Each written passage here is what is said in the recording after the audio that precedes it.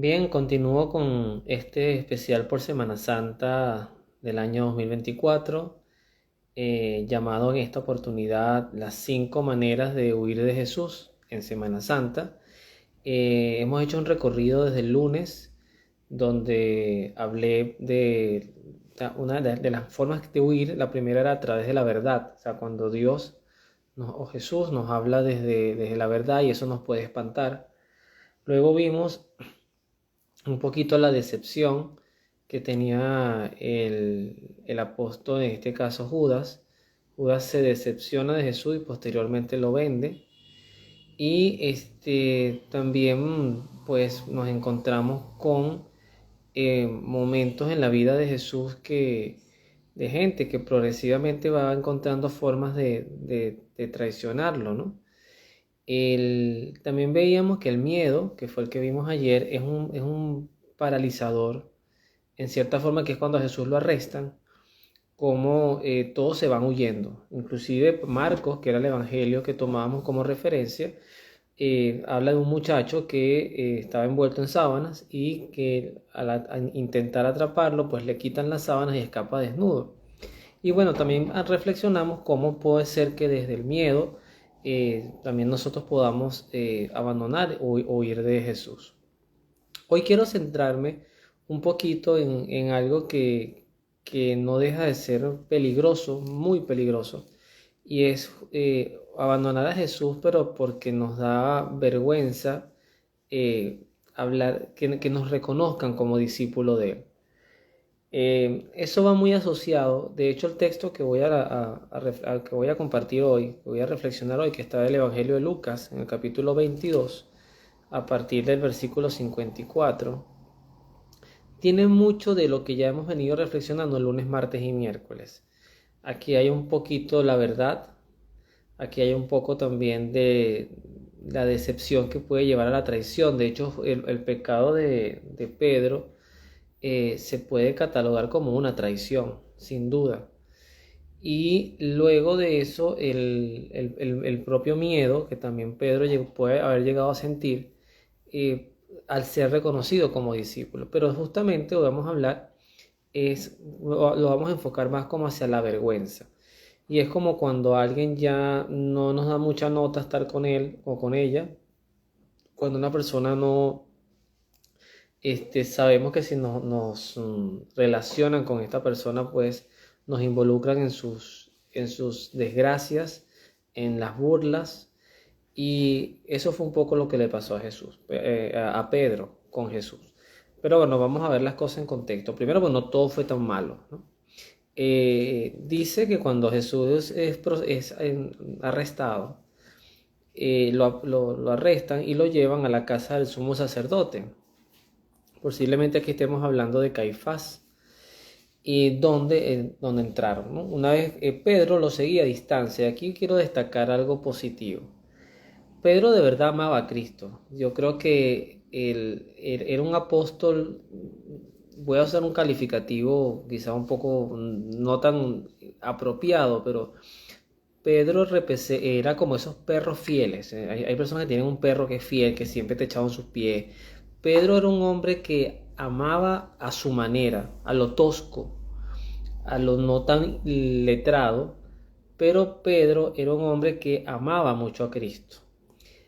Ese seguimiento de amar a Cristo se nota porque, fíjense, a Jesucristo lo colocan preso y él a la distancia, con mucha cautela, va viendo qué pasa con su maestro, qué es lo que ocurre con él. ¿Por qué lo hace de manera cauta o a la distancia? Bueno, porque era lógico y evidente que él no quería que lo arrestaran o padecer o no sabía ni siquiera qué se iba a enfrentar a Jesús. De repente también pudieron llegar a pensar, no que lo esté justificando, pero pudieron llegar a pensar que Cristo tenía las herramientas para escapar de aquello.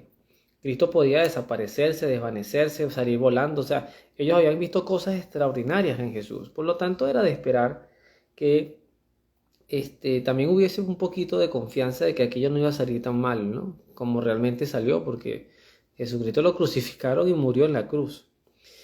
Bueno, lo cierto es que cuentan allí que un grupo prende fuego en medio del patio y luego se sientan alrededor y Pedro se acercó y se sentó con ellos. Al verlo sentado a la lumbre, o sea, a la luz, una mujer, una muchachita, dice aquí, de la casa, después de mirarlo, le dice, este también estaba con él.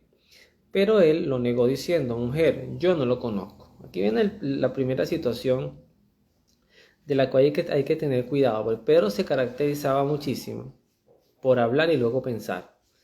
Hay muchos predicadores que siempre hacen como esa metáfora, que Pedro hablaba y luego pensaba. Por ejemplo, él vio a Jesús caminando sobre las aguas y él habla y dice, déjame ir a ti.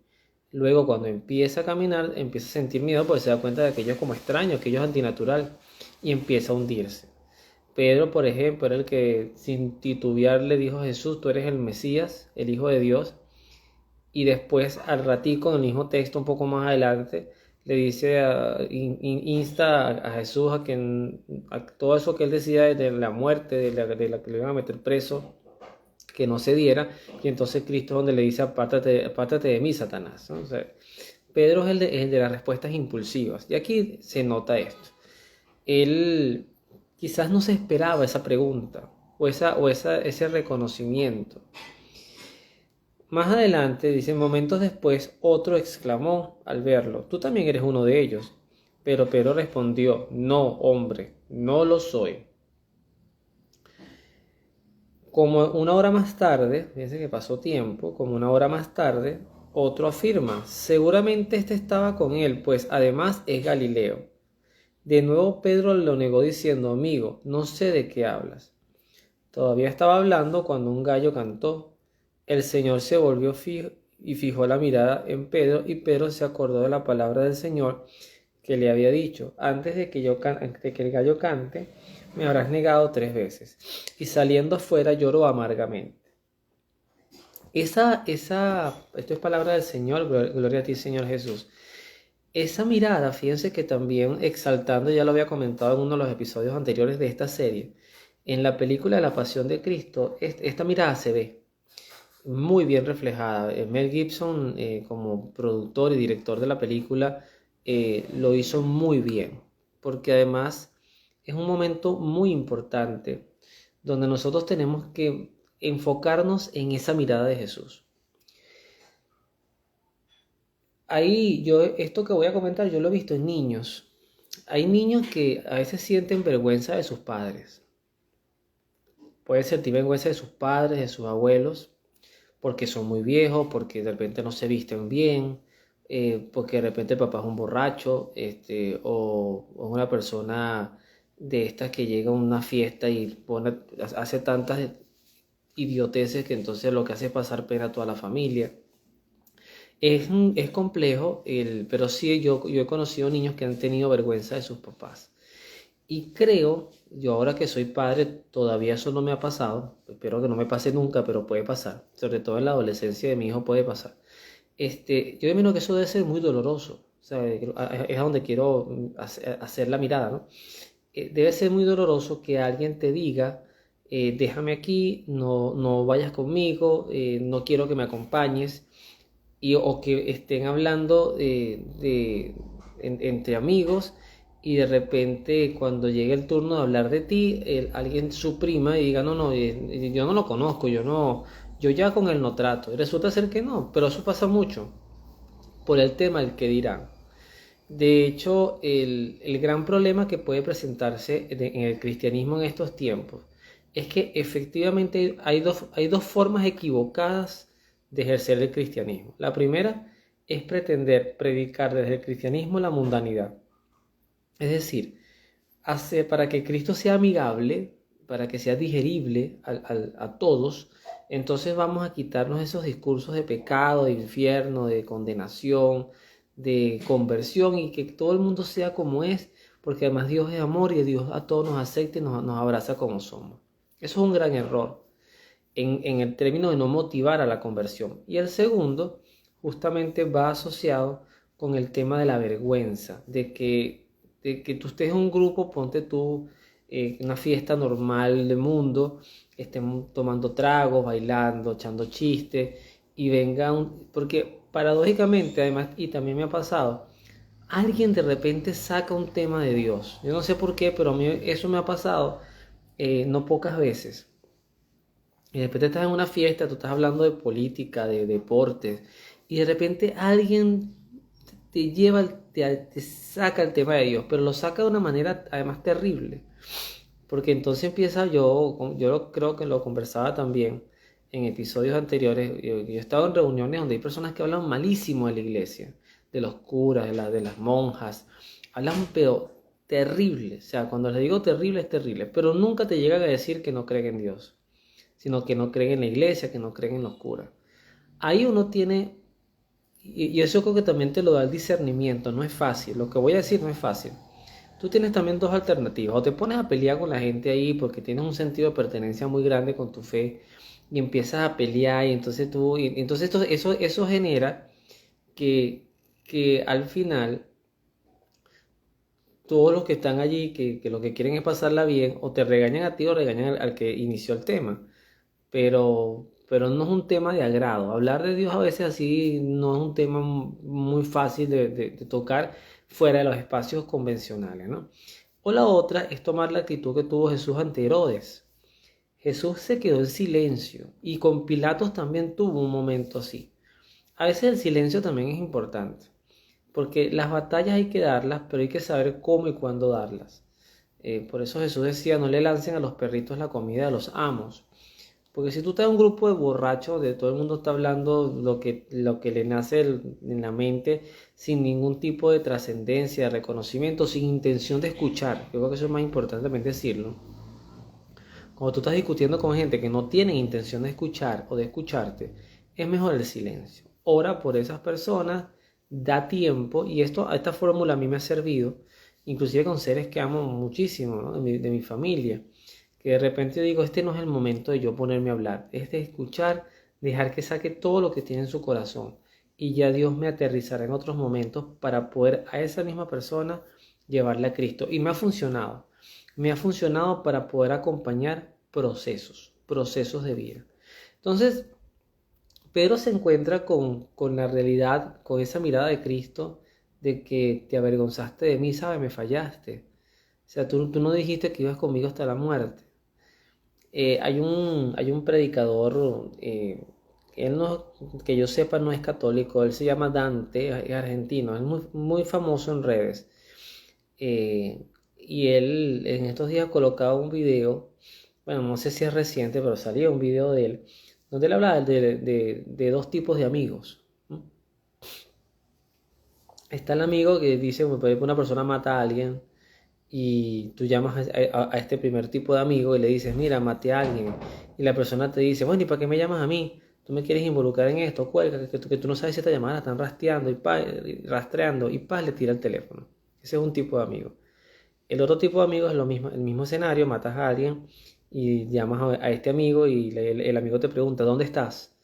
Y él le dice, ¿dónde está? Entonces a los 10 minutos, 15 minutos, se aparece el amigo con una pala, dándole a entender, vine a ayudarte a enterrarlo. Y después vamos a construir la historia para que tengas allí pues unos argumentos, unas coartadas que te permitan exonerarte del delito. Esas dos formas de amistad, la segunda, la del hombre de la pala, creo que era lo que Cristo hubiese esperado de Pedro, ¿no?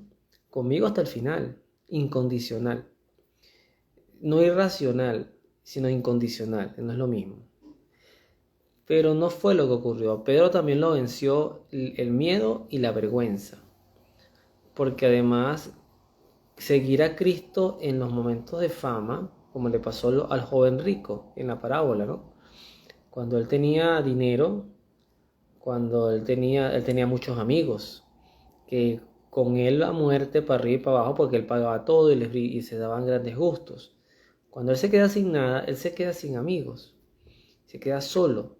Y fue un poco lo que le pasó a Cristo. Cristo tuvo sus minutos de gloria, sus momentos de fama. Y seguirlo en ese momento era algo chévere. Estabas con el famoso, tú eras el discípulo del famoso.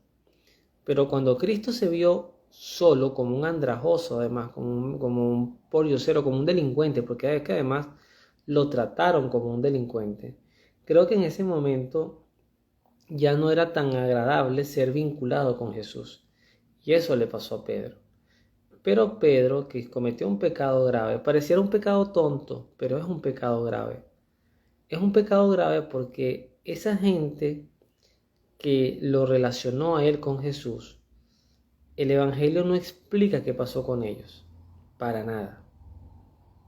Pero quizás uno se pudiera preguntar, ¿qué hubiese pasado si Pedro hubiese dicho, sí, yo soy amigo de Jesús? Ese es mi amigo, yo soy su discípulo, él es mi maestro. ¿Qué hubiese pasado? ¿Será que esta gente se hubiese puesto a pegar gritos? Arréstenlo, aquí tengo otro de su grupo. ¿Será que esa gente hubiese preguntado cosas a Pedro y aquello hubiese sido una oportunidad de evangelización para él, de transformación de corazones?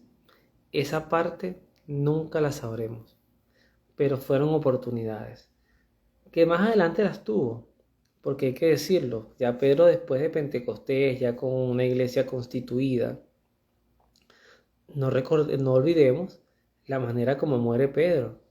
Pedro muere en Roma, crucificado de espaldas, perdón, boca abajo, en esa expresión quo vadis, Domine, ¿a dónde vas, Señor? Que es cuando él ve a Cristo, que mientras todo el mundo huía de Roma, Cristo iba a Roma y dice, voy a ser crucificado por segunda vez. Que además exalta hoy Jueves Santo, que es el día del sacerdote, el día de la Eucaristía, el día en que muchas iglesias hicieron adoración eucarística. Tuve la oportunidad con mi familia de ir en la noche, visitamos 5, no nos dio chance, las 2 restantes pues ya habían cerrado, las que íbamos a visitar, pero bueno, el viernes lo podemos hacer perfectamente la visita de los templos, pero exaltando la figura sacerdotal que también la representa Pedro. Fíjese qué interesante esa expresión de Jesús, voy a Roma a ser crucificado nuevamente, o por segunda vez. Y en realidad el que iba a ser crucificado era Pedro. Y Pedro